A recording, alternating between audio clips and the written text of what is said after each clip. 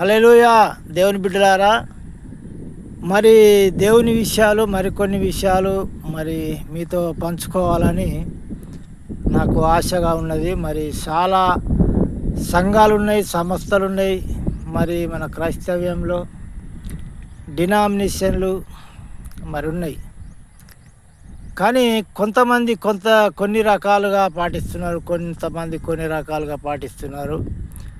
దేవుని యొక్క సంపూర్ణంగా వాక్యంని గ్రహించి దేవుని చిత్త ప్రకారము ఆరాధన చేస్తలేరు, దేవుని ఉద్దేశముల ప్రకారం ఆరాధన చేస్తలేరు. మరి అలాంటి వారు దేవుని రాజ్యం పోతారా?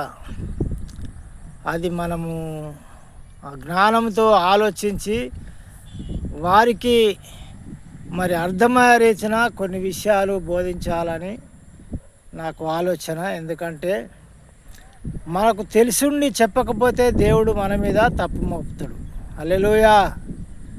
తెలిసి ఇది తప్పు, వాళ్ళు చేసేది తప్పు అని మనకు అర్థమైనప్పుడు మనం బోధించకపోతే, చెప్పకపోతే మన మీద దేవుడు నేరం మోపుతాడు.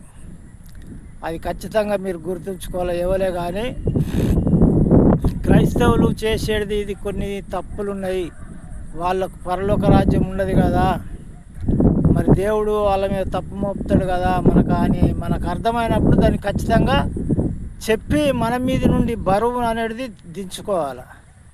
ఆ బరువుని దించుకున్నప్పుడు దేవుడు మన పట్ల మరి దేవుడు కనికరం చూపుతాడు. నీకు నాకు ఇష్టమైన దాన్ని నువ్వు బోధించిన అని దేవుడు కనికరం చూపుతాడు. హల్లెలూయా.